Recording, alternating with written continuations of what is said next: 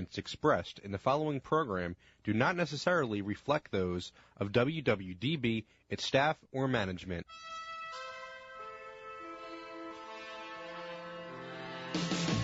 You are listening to In the Know with David O. Informative, substantive, intelligent talk radio on 860 AM WWDB. And now, your host, Philadelphia Councilman David O.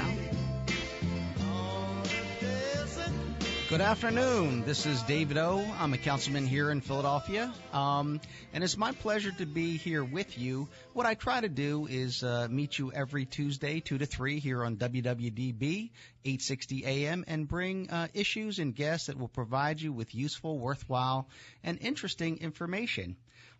Last week, we dealt with a very serious topic of traumatic brain injury with Captain Retired Bob Wagner, U.S. Army Special Forces, former U.S. Army Ranger, and the international DJ Casper, who produced the music for the movie Deadpool and is doing all the music for the show Empire. And we had a chat with the Deputy Police Commissioner, Christine Coulter, on how to become a Philadelphia police officer. This week, we will be talking with Pennsylvania Secretary of Drug and Alcohol Programs, Gary Tennis, about the heroin and opioid crisis here in the Philadelphia region and what the state is doing, about that to address that very problematic issue. We will be delighted to have a comedian. Everybody loves comedians. Me too. Everybody loves comedians. Keith from Up the Block. I think it's Keith from Up the Block. But anyway, he's here, and we're going to learn more about him. But right now, we're going to start today with our question, and that is what the people want to know. Well, this week, the question is, how do I get in films? And so, to answer that question, we have a wonderful guest, really a top expert, Diane Heery, from Heery Casting, who is an award-winning casting director. Let me just tell you that she cast principal actors in a lot of films, including Jersey Girl, Signs, Unbreakable, The Sixth Sense, Lucky Numbers, National Treasure, Invincible, Rocky Balboa, The Last Airbender, The Lovely Bones, Law-Abiding Citizen, Silver Lining, Playbook, and many, many more. She actually started as an actress herself, was a director, has a ton of experience, and is the 2013 Atrios winner for casting Silver Linings Playbook. Welcome, Diane. Well, thank you very much, David. Nice to be here. Oh, fantastic. Yes. Well, it's great to have you here, and it's fantastic for our guests because you are just so well qualified on an issue that, well, I guess everyone is delighted about. In other words, who wouldn't want to see themselves either, as an extra or as a star or a supporting actor, actress in a major motion picture? So could you tell our listeners a little bit about what you do and how you got the skills? And I mean, how do you end up being the person that these, millions of dollars invested, and they come to you to cast the stars? Well, that's a huge question, David. We cast the actors in films, TV shows, commercials, whatever, anything somebody needs an actor for. So it just really comes down to helping the directors paint the picture for their projects. I know a lot of people are interested in getting part of being in a film. And there's different levels. You can be an experienced actor who's really interested in doing this as your full-time career. You want to use this as pay your bills, make a living at it. And then there's the other people who want to be an extra, who just want to have some fun and maybe get to have a day on the set, see how it all works, see how they make that magic happen, maybe get to meet some stars or not. So there really are different levels of it. Many times when people usually get started with, they end up being an extra in a project just because they kind of fell into it. A friend of theirs was in it, or they happened to be working where they were going to shoot one particular location, and we were looking for people who were from that location, for instance. Or, so there's some specific connection. Like when we did Creed, a couple of years ago, that was such a Creed, and the whole Rocky story is such a Philadelphia thing that everybody wanted to be a part of it. And it was such a wonderful project because it was such an inclusive project that so many people did get to be a part of it. Unfortunately, we didn't get everybody who wanted to be a part. We ended up using totally across that project about 5,000 extras and actors.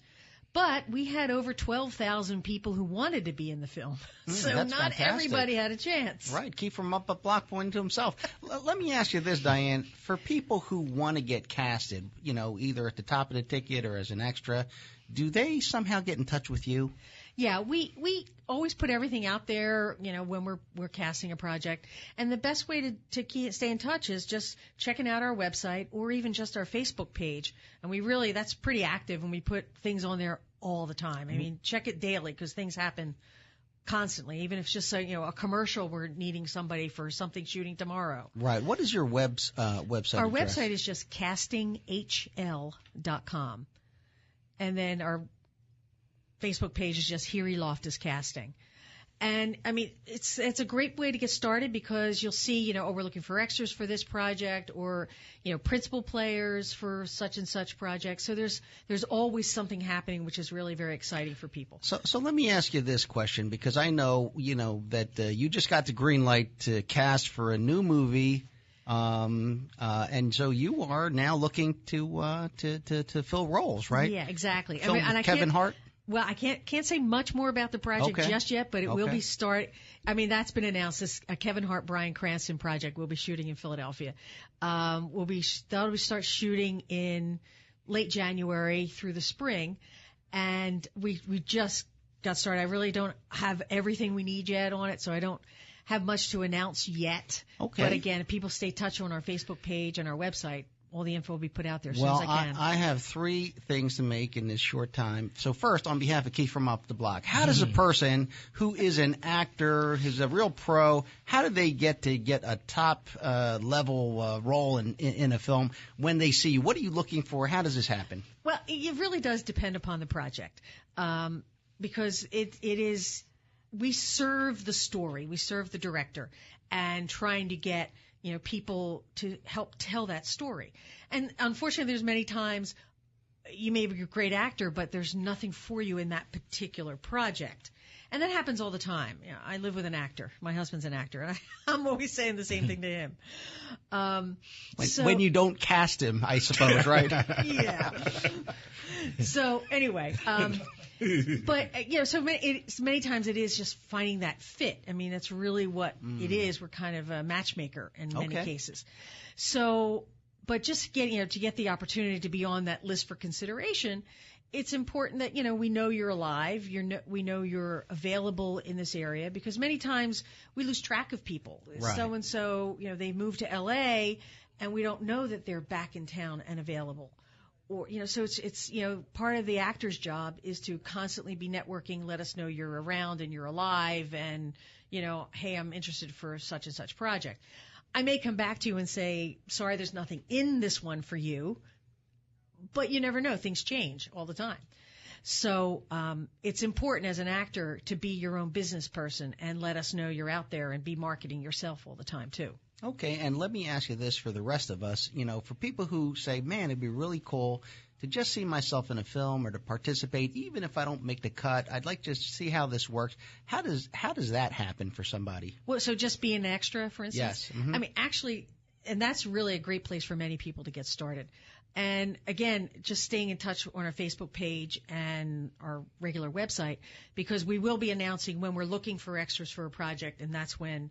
And just follow the instructions. It'll say send a picture to this email address, and here's what we need to have, and everything will be out there for you.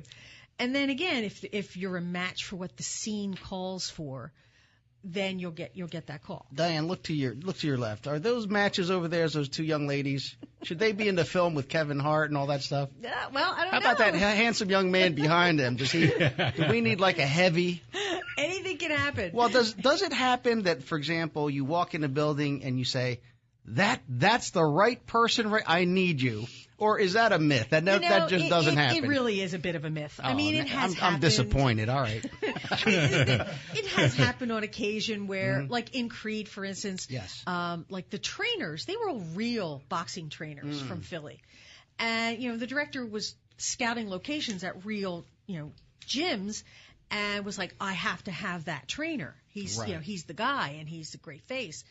So it happens, but most times, they're going to go for those speaking roles that, they want the professional in there who's not going to have an issue on set, who understands how to work on a set and how to get the job done at the same time, because Right. it is money. Yes. And there's an issue they always have to take into consideration with that. So they go for, they would prefer, I think, to have those trained professionals, because they know how to give them the full depth of everything they need. Okay. But I'm not discounting it out for real people, because that happens many times as well. Well, listen, for all you folks listening, I think the moral of that story is you should know who Diane Heery is, so that when you pass by her in a parking lot, you could do your thing and see if she'll pick you up for the next film. Well, this was a brief conversation. I will love to have you come back in the future to go more in depth, because we have a lot of folks that are actors and folks that are very interested, and of course filmmaking is so important for our city. So thank you for being here, and we will welcome you back in the future. Oh, you're welcome. Thank you. Okay, so now stay tuned, because my next guest is Pennsylvania Secretary of Drug and Alcohol Programs, Gary Tennis, on the very important issue of how we're going to combat and deal with this heroin opioid crisis. So stay tuned. You are listening to In the Know with David O. Informative, substantive, intelligent talk radio on 860 AM WWDB. Today's broadcast is brought to you by the Philly Labor RX Injured Workers Pharmacy Network, featuring PPC Pharmacy, First Choice Pharmacy, and Precision Scripts, providing injured workers with premium products and services from the point of injury through the entire healing process. The Philly Labor RX Pharmacy Network cares about injured workers. Think of all the purchases you need to make this holiday season. Gifts, food, travel, and everything to make the season brighter. Well, we've got a card for that. At American Heritage Federal Credit Union, our Platinum MasterCard gives you buying power, a great low rate, and rewards too. With no annual fee, it's the perfect holiday and everyday credit card. Apply for yours now at cardforthat.com or call 888-553-1234. American Heritage Federal Credit Union. We've got a card for that. My friends, this is Joe Kraus. You've heard me on Philadelphia radio now for over 20 years, and you know I don't often endorse products or people unless they are real game changers. I want to tell you about Weinerman Pain and Wellness, located in Center City, Philadelphia. And at the end of this short personal endorsement, I want you to consider Weinerman Pain and Wellness.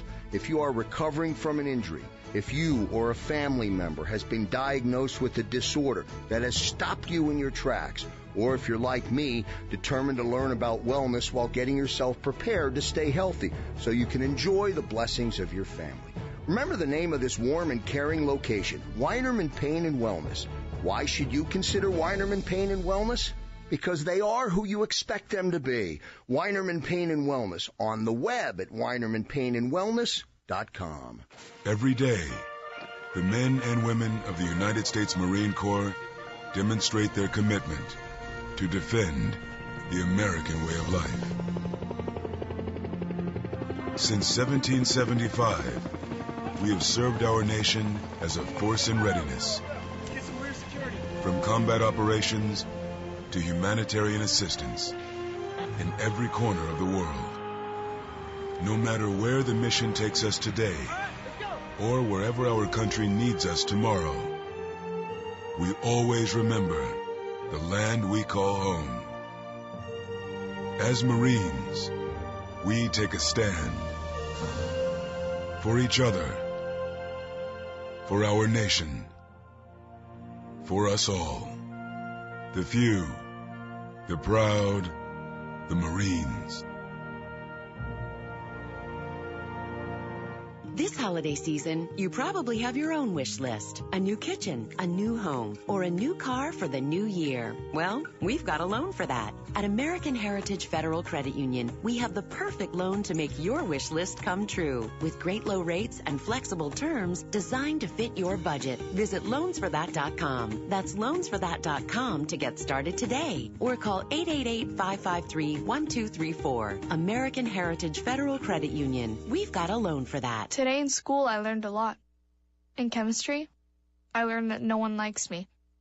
In English, I learned that I'm disgusting. And in physics, I learned that I'm a loser. Today in school, I learned that I'm ugly and useless. And in gym, I learned that I'm pathetic and a joke. In history, I learned that I'm trash. Today in school, I learned that I have no friends. In English, I learned that I make people sick. And at lunch, I learned that I sit on my own because I smell. In chemistry, I learned that no one likes me. In biology, I learned that I'm fat and stupid. And in math, I learned that I'm trash. The only thing I didn't learn in school today? The only thing I didn't learn today? The only thing I didn't learn? Is why no one ever helps. Kids witness bullying every day. They want to help, but they don't know how. Teach them how to stop bullying and be more than a bystander at stopbullying.gov. A message from the Ad Council.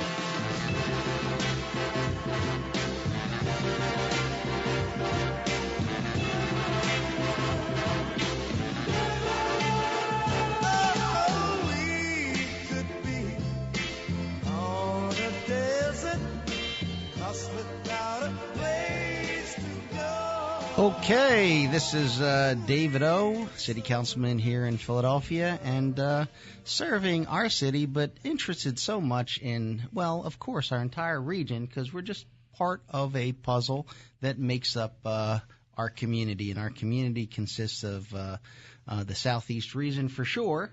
Of course, we could go beyond that, but for right now, let's just talk about the southeastern Pennsylvania and southern New Jersey. So our region, like many regions across our country, is faced with a terrible crisis, an epidemic, which is really coming to our attention right now, and that is drug overdose deaths and related problems because of the strength of opioids and the distribution of opioids and ultimately the pathway to heroin abuse.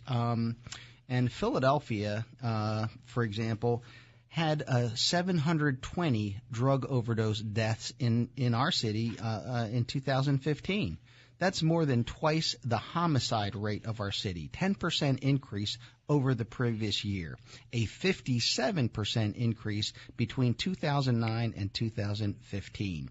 And in Pennsylvania, drug overdose deaths are the number one leading cause of death. And joining me now is a very serious gentleman. He knows what he's talking about. Now, listen, I know him from before, and I'm talking about Pennsylvania Secretary of Drug and Alcohol Programs, Gary Tennis. I met Gary back in the DA's office. His nickname was the Lawman, and so the Lawman joins us today. He was appointed by Ed Rendell and kept on by Governor Steele, and then appointed by Tom Corbett. Tom Corbett, and kept on by Tom Wolf, because of the seriousness of this problem and how effective you are. And so, welcome, Secretary Tennis. Thank you for joining us. Thank you, Councilman. Thanks for having me here, and thanks for putting the spotlight on this really, really critical issue right now. Thank you very much. For our listeners, could you first just kind of give them a sense of the scope of the problems that you're trying to deal with in solving or addressing these issues? Well, the problems are really at a historically difficult level. Right now, looking at it nationally, we're losing 1,000 Americans every week to drug overdose. So for those of us like me who lived through the Vietnam War and we remember those flag-draped coffins coming back, we're going to lose about as many people this year to drug overdose as we lost in the entire 12 years of the Vietnam War. In Pennsylvania, the latest numbers were about 3,500. We know this year they're going to go up further. This is the worst drug overdose epidemic in all of recorded history, not just in the history of the United States or anywhere. We have never had as many people dying of this disease as are dying today. Let me stop you for a second, because some people will say to me, on Facebook or other places, like, oh, epidemic, crisis, you're overusing that word. But you're saying that this truly is a crisis, an epidemic. It is an epidemic. It's actually the worst epidemic of any kind since the Great Flu epidemic 100 years ago. Actually, the Great Flu epidemic of 1918 was worse for a while. and we've really not seen anything like it. It's also the worst, what's called an iatrogenic epidemic of an iatrogenic disease. That's a disease that's actually caused by healthcare practitioners. We are, as a society, vulnerable to these rolling epidemics. I was around during the first heroin epidemic in the late 60s and early 70s. Mm-hmm. We then had the cocaine epidemic then in the 80s, the methamphetamine and ice epidemic, and now this heroin epidemic. As a society, we don't really put the resources toward prevention and treatment. We don't even put a fraction of what's needed in this area, and that means that as a society, we're vulnerable to these rolling epidemics, and we're going to continue to have them. But this one was particularly bad because of what happened with the prescribing of prescription opioids and painkillers. So for our listeners, could you just tell them a little bit about why the opioids, the prescription painkillers, why they're different in terms of what's been going on now that has caused this heroin opioid crisis? You bet, and it is a different situation. What happened in the 90s, right around the time more powerful opioid painkillers were created, the pharmaceutical industry, makers of OxyContin, the other ones, began a very, very aggressive marketing campaign to healthcare practitioners. You can go back and actually look at some of the tapes of some of the marketing back then, and they said the risk of addiction is overstated. No one's going to get addicted if they follow your prescription. It's not going to be a problem. You should eliminate all pain. And in fact, they convinced the healthcare profession to put that fifth vital sign, which is the elimination of pain. You may have seen it with the happy face, smiley face, right. How much pain you're having. And they said you should give them enough opioids to eliminate all their pain. And so, do it with opioids. And so as you talk about it, you caused me to think about the fact that I am just a little bit younger than you, but my experience, now that you talk about, is to go in and say, what's my level of pain? And my expectation is that healthcare is going to not only treat the underlying problem, but they're going to remove the pain. That's right. And they should treat the underlying problem, but the complete removal of pain is not really the correct orientation. Functionality is the correct orientation. I'm going to give you an example. I have herniated discs, and I've had them for 20 years. I have varying levels of back pain, which I deal with through chiropractic, through certain kinds of physical therapy. There are different ways of dealing with it. I don't use opioids. And I have to tell you, having a little bit of pain does not compromise the quality of my life at all.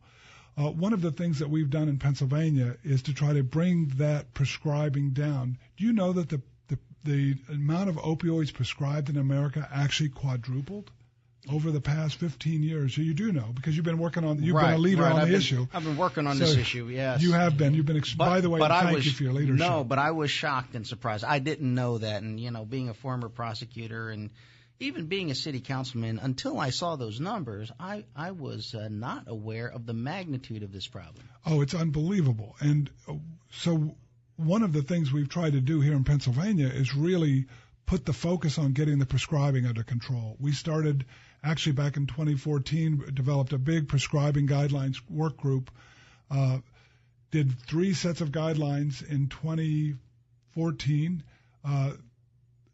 addressing use of opioids to treat chronic non-cancer pain, emergency department prescribing, dentists. We have dentists sending people home with bottles of opioids. They don't even use half of them. Yes. Dr. Rachel Levine, the physician general, took over when she came in at my request, because she's the physician general, not a former prosecutor like you and me. Right. More appropriate to do it. And they did them for geriatric prescribing, OBGYNs. We had OBGYN doctors sending women home with opioids just for routine aches and pains of pregnancy or after a normal routine delivery. And these opioids are going into the baby's brain. So the brain is getting wired to substances while the brain is at its most critical development stage. We've done several more. We're the only state in the country that's done this level of specificity on prescribing guidelines.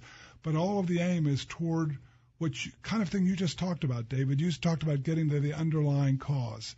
There are other things. There are electronic stimulation units you can use. I use them with great success. Cognitive behavioral therapy, learning that you can live with a little bit of pain and you can still be perfectly happy. It's no big deal if the pain is, as long as it's not too bad. Right. You can get by with some. It's not going to compromise your let me life. put some numbers behind what we're talking about. 80% of heroin users started becoming addicted to opioid painkillers, and in 2012, healthcare providers wrote 259 million opioid painkiller prescriptions, enough for every American adult to get a prescription. And so the consumption of opioids is just enormous in the United States. And as you said, the deaths, the overdoses are staggering. 47,000 drug overdose deaths in the United States in 2014, and 29,000 of those were due to heroin and opioids. Mm-hmm. That's exactly right. We have to address the overprescribing of opioids. There's just no question about it. We are awash in it. We have 4% of the world's population, and we consume 80% of the world's prescription opioids. Wow. It's just out of control, and it is. So people very innocently get addicted to these painkillers. Let me ask you this. This being kind of a crisis and everything, what is your focus right now as Secretary of Drug and Alcohol Programs? Well, I'm going to talk. There isn't a single focus. Okay. It's a complex problem. It's nuanced. Okay. But so we'll take the front end. The front end, we've talked about the prescribing guidelines. Additionally, we have Meghna Patel is running the prescription monitoring program for Pennsylvania. It's just got up and running about 6 months ago. She's doing a beautiful job with it. We are identifying, so doctors can identify somebody who is addicted and engaging in drug-seeking behavior. But what we're doing different here in Pennsylvania is instead of the doctors just throwing them out of the office, which could be a death sentence because they could end up going to heroin, the doctors are doing it. We're teaching them and working toward a system where they do interventions and get them into treatment. We've also worked on getting rid of the excess drugs that are out there. We know sometimes our kids will take prescription opioids out of medicine cabinets, and they have those parties that everybody grabs a handful of the pills they collected during the week, and sometimes they die because the combinations are wrong or they're too strong. So we're trying to get rid of the excess the pills that are in the medicine cabinets. I would urge each and every one of your listeners to get them out of the medicine cabinets because they are at risk of being stolen. Since we started this program, we've placed across the state over 500 take-back boxes in police stations, according to DEA rules, across the state, and we've collected over 200,000 pounds of unused prescription drugs across the state in the last couple of years. So that's just kind of the fact that you could collect 100 tons, that's how much has been overprescribed, is by itself kind of a quantitative measure of that we are way out of balance on the opioid prescribing. Right. Let me just relay a story, and I'm not going to mention the names right now, but what happened is a friend of mine, his son was mowing the lawn and burned his hand when he touched the hot lawnmower. And he was given some prescription medications, and then the father did not want him to go out, didn't want him to leave, but he just went over his girlfriend's house, stayed there, and he was dead by the next morning. What had happened is the girlfriend's mother, when he was complaining about pain, wanted to help, reached in her medicine cabinet and gave him a pill. And it was an opioid pill, and he basically overdosed. And so, cleaning out those medicine cabinets and ensuring that people don't try to do a good thing or an irresponsible thing is so critically important. I, as part of my work as a councilman, I've done 7 community hearings on the issue of heroin opioid abuse. Yes, you have. They've been very useful. Thank you for doing that. No, thank you. One of the things that I found, and there's 101 stories, but what I found is the bureaucracy. In other words, we're the city of Philadelphia, and then we have the county of Chester, and then we have a surrounding county, and the populations don't stay in their counties or cities. They move around. And so we've ended up having, for example, a woman here, a young woman here in Philadelphia, who then finally, that magic moment comes when a parent can get her treatment, and she wants treatment, and they find out that she can't get treatment because her health care only allows her to get treatment in Chester County. And the bureaucracies of these artificial lines is... And that's illegal, by the way. Is that right? Okay. Oh, it is. Under the Mental Health Parity Addiction Equity Act, you have to treat the disease of drug and alcohol addiction in the same way you treat any physical disease. So if that insurance policy said when you have cancer, you have to get cancer treatment in Chester County, then they can do that. Then they can do that for drug and alcohol. But if they don't have those, they cannot impose, no insurance can impose restrictions on drug and alcohol addiction treatment that are not there for physical disease, the treatment of physical diseases. So they can't add on. It's a widespread practice. It's been going on forever, and former Congressman Patrick Kennedy led the fight to get the Mental Health Parity and Addiction Equity Act passed several years ago. And so if they put those kind of obstacles on, they're breaking the law. The Pennsylvania Insurance Department, if you go on their website, they have a unit that's looking for those cases. You contact them, they'll take care of that case for you, and they'll deal with the insurance company for you. You're entitled to get what you need under federal and state law. What is it that we were doing wrong, and what is it that we're doing different that is promising for more effective results? Well, I want to talk about what we've done wrong, kind of in a historic basis. And I'm going to go back 250 years to colonial times. One of the signers of back then, the alcoholism rate was much higher than it was now. The water was unclean. People didn't know about germs, and they would start drinking alcoholic beverages very early on because in some ways you wouldn't get sick. You wouldn't get intestinal problems from them. When you start drinking young, when people start drinking young, alcoholism rates skyrocket. They called it public drunkenness back then. They tried to punish their way out of it. They thought these are terrible people, morally flawed people. They're acting in ways we hate, so they'd put them in stocks, they'd whip them, they'd lock them up. One of the signers of the Declaration of Independence, Dr. Benjamin Rush, came up with the theory, and he wrote a paper, and he said, I think maybe this isn't a moral failing. Maybe these aren't bad people. Maybe we should treat this like a disease. That was 250 years ago. Wow. Today, we still are wrestling with that same issue. We have there's a very common attitude of wanting to point the finger at people who get this disease, saying, well, they made these terrible choices, they're bad people, they're weak people. That kind of stigmatizing of the disease kills people, and it kills people in two ways. At the micro level, it kills people because when you're suffering with the disease of addiction, because of that stigma, there's so much shame with being addicted to drugs or being addicted to alcohol that people go into denial. They don't want to be one of those bad people, and they won't go seek the help they need. They're resistant because of the stigma. And that's why one reason we need to get rid of the damn stigma and start treating it like a disease. Sorry for the... No. Listen, let me interrupt you right there. Okay. I hate to do that because I know you very logical, make all these points. But then someone will say, hey, wait a minute. I'm sympathetic, but here's two things that trouble me. One is this costs a lot of money. I'm a taxpayer. I'm paying for all this stuff, and that's really, I don't think I should pay for all this. Second of all, I'm sympathetic to treatment, but look, I mean, these folks in my neighborhood at these drug treatment facilities, they're ruining the neighborhood, and they're just out of control. And whether that's true or not, but I'll say, listen, I got to take people at their word if this is their feelings.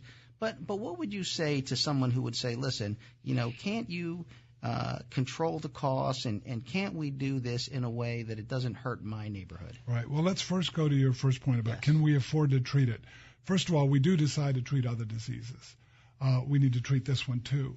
This disease is actually the most cost-beneficial treatment expenditure of money you can possibly do. Left untreated, This is an always fatal disease, and on the way to the grave, often our individuals will lose their jobs, their homes, their families, and they end up in the criminal justice system. Right.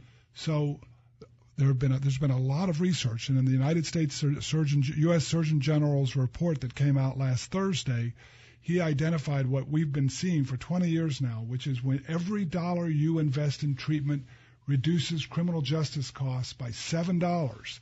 That's $7 savings to the taxpayer. You show me any other way you can invest and get a 700% return on your money, you can't find it. So it's also an additional $4 return to taxpayers for healthcare costs. Okay. Because you don't get Hep C, you don't get HIV, all these other expensive cirrhosis. Right. So it actually saves you enormously to take care of people with addiction.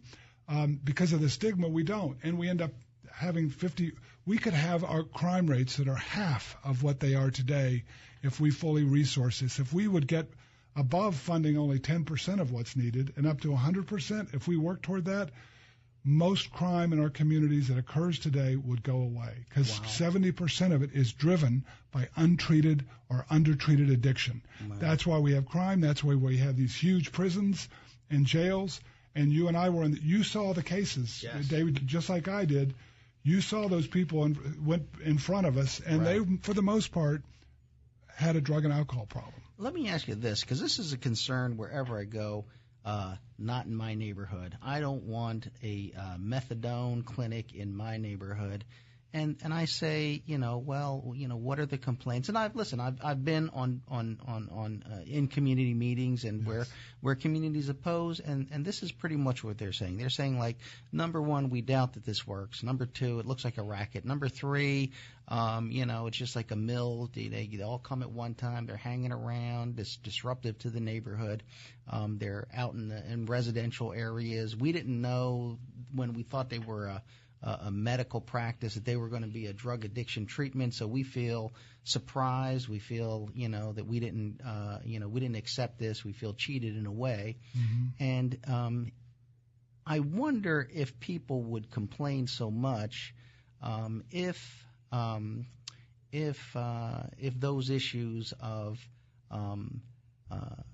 public, their concerns about the appearance of the neighborhood and things like that.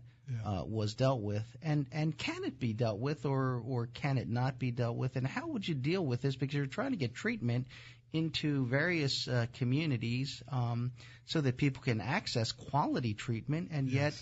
yet there are these complaints. I don't know that I don't know that they have to be true. Maybe they don't have to be true. What do you think? Well, I mean, it's a multifaceted answer. Unfortunately, yes. If you have a program and there is a problem with the conduct around the program, they can go onto our website and launch a complaint, and we'll explore whether people. So that's DDAP. That stands for Department of Drug and Alcohol Programs. DDAP.pa.gov, and there you'll find your way through there. It's not hard to where to lodge a complaint, and if we find that they're not managing the program well, then we'll work with them to make sure they do. But for the most part, I think our programs end up doing a good job. Which would you rather have? Somebody who's coming in and getting their methadone dose and getting the counseling they need and then going off to their work? Or would you rather have them sitting on the corner or sitting in the back alley behind your house, putting a needle in their arm and going out and holding people up or committing crimes? So those individuals, a lot of people get better in methadone treatment. Yes. They really do. Yes. It's not for everybody. Some people need drug-free treatment and they do better in like a long-term residential rehab. It's different for everybody. It's a clinical matter, and in this sometimes there's a fight between drug-free treatment and medication-assisted treatment. My answer to that is that we want both. We need all of it. Okay, on that note, I'm going to take a break right here. We have to take a commercial break. Stay with us. We're with Pennsylvania Secretary of Drug and Alcohol Programs, Gary Tennis, and he is telling us about how the Commonwealth of Pennsylvania is addressing and dealing with the heroin opioid crisis. You are listening to In the Know with David O. Informative, substantive, intelligent talk radio on 860 AM WWDB.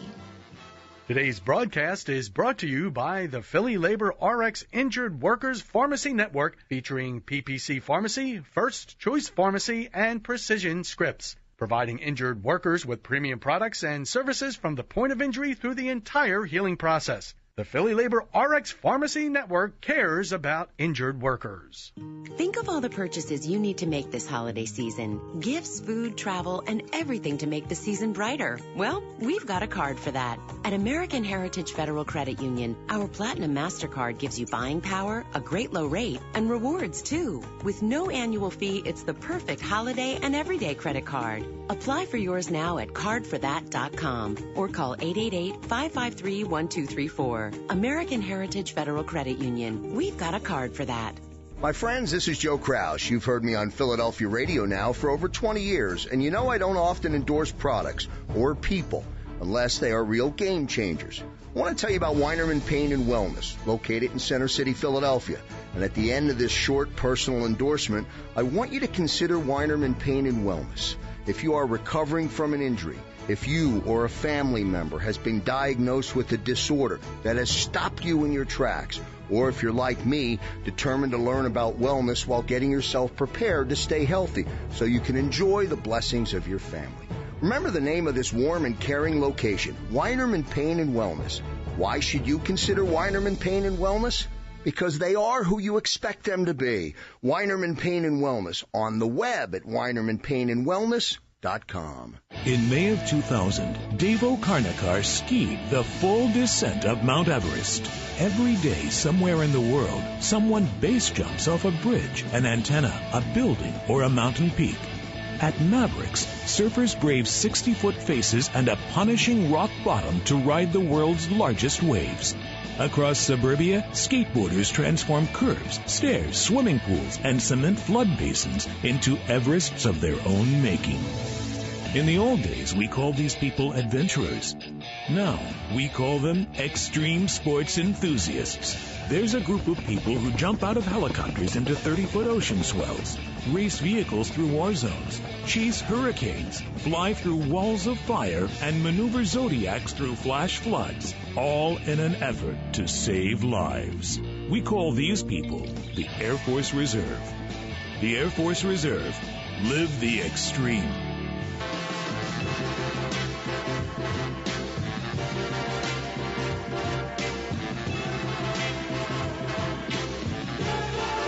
All right, this is Councilman David Oh. You are here on WWDB 860 AM, In the Know with David Oh. It rhymes. I like the title. Anyway, we are talking to Pennsylvania Secretary of Drug and Alcohol Programs, Gary Tennis, about this very, very serious topic. And, the issue arises in our last 5 minutes here. What are some of the issues that are on your mind right now, Secretary? Right now, we are trying to get the naloxone into the hands of all the police officers across the state, and we've had great success. Every county has, except one, actually, 66 out of 67 have at least one municipal police department with naloxone. Police officers around the state have saved over 1,800 lives so far with naloxone. Naloxone is an overdose reversal drug. Right. They spray, it's just a spray, they spray it up the nostrils, and their heart could even have stopped. It can bring them back to life if it was recent. One of our big projects is to get the city of Philadelphia fully up and running with naloxone. Max Tuttleman the foundation just put 50,000 more. We've got about half of the police pretty much ready, or either carrying naloxone or ready. You have been working with us to try to find another 100,000 so we could have Philadelphia police 100% up and running. But we're also encouraging members of the public, if you have somebody in your family taking prescription opioids, or you have somebody with a substance use disorder addicted to prescription opioids or heroin, you need to go have naloxone in your house. You can go, the Physician General signed a standing order that's good for all 13 million Pennsylvanians. You can go to the CVS or the Rite Aid or Walgreens, whatever your drugstore is. Tell them you're using the Physician General standing order and you want naloxone. Mostly your insurance will pay for it, but if it doesn't, it won't be that expensive, and it could end up saving your loved one's life. Right.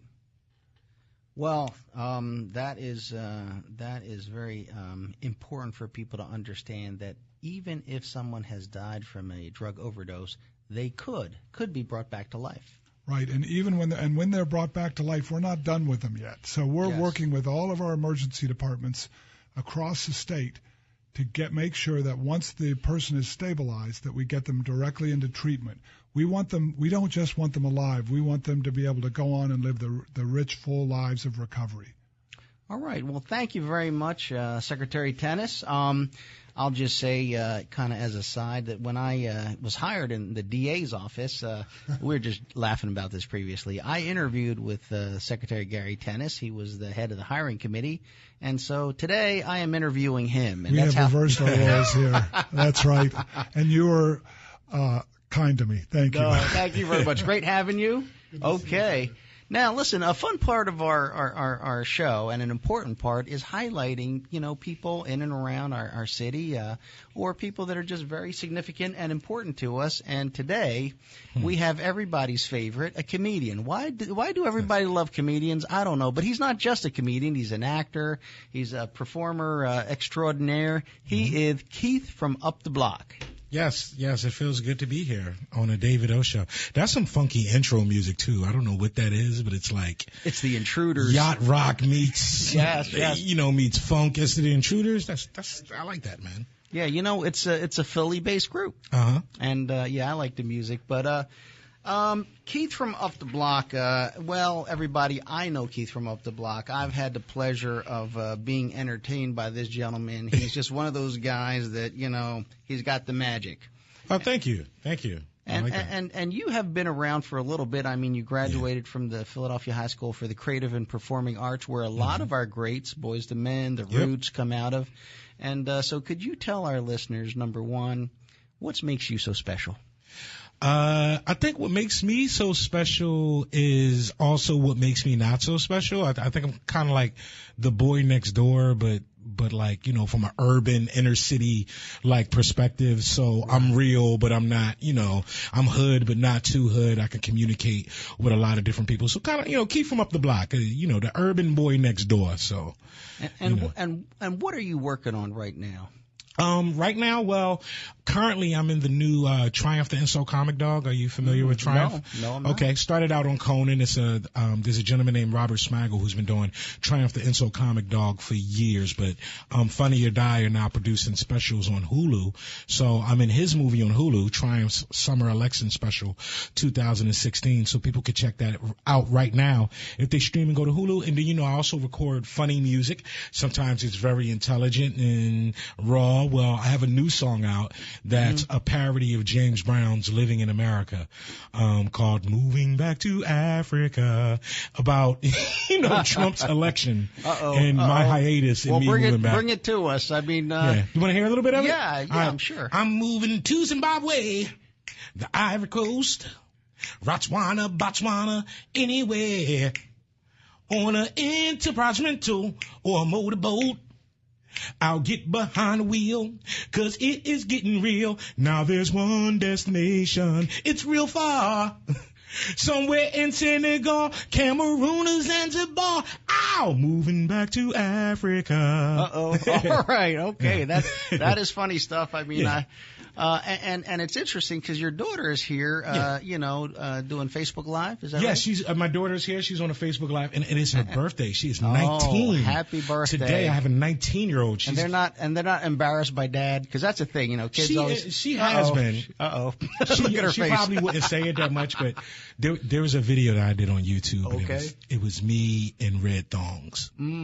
Okay, like dancing and stuff. And I think when it came out, she might have been in like 9th grade. Can you give us a link so we don't accidentally hit that link and see that? They actually, it's not on YouTube. They just recently took it off YouTube because the R&B groups whose song it was playing and put in a claim after 7 years. But that reached 2 to 3 million views. Wow. I was on MTV's Ridiculousness on season 7 and VH1's Undateable. So the video had floated around and went viral, but it was kind of hard for her in the 9th grade with people knowing that was her dad, the fat, greasy black dude in a thong. Right. Now you have done, as you said, these parodies. I've seen some of them. Yeah. I've seen a few of them actually on YouTube. They're very funny. Yeah. Where can our listeners catch you, kind of like on the computer and all that? I am very Googleable. I pride myself in being very Googleable. And yes, I'm coining that term, Googleable. Okay. All right. So basically, I'm KeithfromUpDaBlock. Instead of THE, it's DA. It's one word. KeithfromUpDaBlock. It's like a Tribe Called Quest. Got to say the whole thing. KeithfromUpDaBlock. Once you get my name right, it'll open up all of the possibility of all of the parodies. So you can find me on YouTube. You can find me on SoundCloud. You can find me on Instagram. You can find me on Facebook. And of course, on Facebook.com/Blockaholics. Those are the people that are watching on Facebook now. So I have a great Facebook group with 6,000 people. And you can find, I have 8 albums, so you can find so much material. It's R&B parodies, rap parodies, country parodies, like over 100 of them. Now, if somebody wants to come out and see you, or you do anything around here anytime soon? Well, I believe I'm the PHL Live Awards. Oh, my goodness. Well, the PHL Live Awards, Keith from Up the Block is hosting. So. Absolutely. If you want to see Keith from Up the Block live, he will be hosting PHL Live Awards show on Thursday, December 8th. 7 o'clock the doors open, 8 o'clock the show begins at the Trocadero. That's at 10th and Arch Street, and you can get your tickets. They're only $10, and that's not because he's not worth $100. I set the price, actually. It's $10 because it's kind of an initiative, and that's at thetroc.com. Now, he will be co-hosting with multi-platinum recording artist Vassy, and she will be performing 3 of her hit songs along with separately, along with other performers, Cho Moody, American Dinosaur, and Job People. Wow, that's going to be huge. It'll be a good time. It'll be a lot of fun. Now let me ask you a serious question, because comedy is a funny thing and everybody loves a funny guy, but this is not easy what you do. And how do you kind of maintain and keep moving forward? How do you get work and how do you pay the bills? What's going on with Keith from Up the Block? Well, the thing is, getting started with comedy, I've had a couple of different careers. So there was the actor part of it, where I actually met Diane Heery like a bunch of times. Okay. And she casted me in a SEPTA commercial. But there was an actor part. Then there was a stand-up comedy part, which took years of grinding, because stand-up comedy is one of those careers where you can't BS your way through it. You can't swag or lie, or it's not about who you know. You literally have to be funny. Yes. And that's one of the reasons why we started Philadelphia Comedy College. Okay. With your head instructor, Ray Gordon, who's, in my opinion, one of the probably the best comedian in Philly. Kevin Hart came up underneath this guy. Okay. On Comedy Central, Kevin Hart was just giving props to this guy last week for giving him his start. So we basically take new and seasoned comedians and teach them the game from the beginning, to cut out the years that it takes sometimes to get into comedy. It takes a lot of writing, a lot of trial and error, a lot of you master rejection. If any of our listeners want to sign up for Comedy College, where do they go? How do they get involved? If you want to sign up to Comedy College, you could go to www.roughandvisionnetwork.com, or you could always call 215-554-9480. Can I get that number again? Is that okay? Absolutely. Make okay, sure once again, if you are a comedian, you want to get into comedy, you want to do professional stand-up, 215-554-9480. We're on our first semester right now. It's going great. It takes place at Freedom Theater on Tuesday nights. We have another semester coming up in February and March. I'm the media director and the founder of the Comedy College, but the lead instructor is Ray Gordon, who has been on Def Comedy Jam, Kevin Hart's Laughing My Pain, BET Comic View, and Martin Lawrence Presents on Stars. So you're learning from a comedy guru, from a legend, and me, and then I'm there to teach you about the YouTube-y stuff and the acting and all that. Where do you typically perform? Are you mostly in the Philadelphia area? Do you travel around? Yeah, I performed in Vegas. I performed in LA. I've also performed in New York. Here when I'm in Philly, you can catch me sometimes at Warm Daddies. You can also catch me at the Raven on some Thursdays. You know what? Philadelphia actually has a very great subculture of comedy now, and it's still growing. We want to grow to where we can get really paid, but there's terrific things going on every night. Then there's good comedy theater that's next to Yakitori Boy out there in Chinatown. They do comedy 7 days a week. So Philadelphia has a good, thriving comedy scene, and I'm happy to be a part of it. So, you can catch me. And once again, I'm Googleable. I'm so easy to find. I'm Keith from Up the Block. I'm right there up the block. Fantastic. Well, listen, Keith, thank you so very much for being here. And for sharing yourself with our listeners. Yes. Entertainment is, so important to creative economy, and you're really one of those folks really kind of, I know you do a lot of different shows, and I've always wanted to make them. I've missed, I think, all of them, unfortunately. Not that I didn't want to be there, but this job, but they took place on a Wednesday. We're trying to do more things like on the weekends, and of course with the shows. So if people want to see me, come out to PHL Live Awards, man, December 8th at the Trocadero. Yes. Come see me act a fool. It's going to be fun. Yes, he does act a fool. It's very, very funny. And I can't script that stuff. When I come down there, I don't write anything. I see wait that. To see what happens at the awards, and then I go crazy. Happy birthday to my baby girl, Nia. All right. Happy birthday, Nia. All right. Fantastic. Any last parting words you want to share with anybody? The last parting words that I would just say is that I think that right now everybody just needs to come together, work towards positivity. I'm very happy to be a part of PHL Live Awards and to be down here today. Make sure you check me out on SoundCloud, on Spotify, on iTunes. The new single is called Moving Back to Africa. If you like Rocky IV, it's like Rocky IV, but if James Brown decided to move to Africa after Trump got elected. Okay. So just look me up and keep laughing. Okay, fantastic. Well, laughter is good medicine. Okay, so listen, this is our show for today. I just want to let our listeners know, want to let you know that tune in next week, Tuesday, November the 29th. I'm going to have Matt Weintraub, the new DA of Bucks County, to talk about crime-fighting strategies and what his plans are. And for all of us, I mean, our counters are so interrelated anymore. It's important, as the Secretary of Drug and Alcohol Programs was saying. And the fantabulous Carol Riddick, she has a new CD out, songstress, singer-songwriter, Carol Riddick. And amazing. Yeah, she's fantastic. And then we'll be joined by Lieutenant Colonel Ed Crute from the U.S. Army Recruiting Battalion, answering this question: can you get money for college from the Army? And the answer is yes. It's not yesterday's Army. It's today's Army. New careers, new opportunities, new funds available through the U.S. Army. Okay, so that winds up our show. Thank you for joining us, and please join us next week. This is Councilman David O. Hey, by the way, have a happy and blessed Thanksgiving. You've been listening to In the Know with David O. on 860 AM WWDB. Tune in again next Tuesday at 2 p.m. for more informative, substantive, intelligent talk radio with Philadelphia Councilman David O.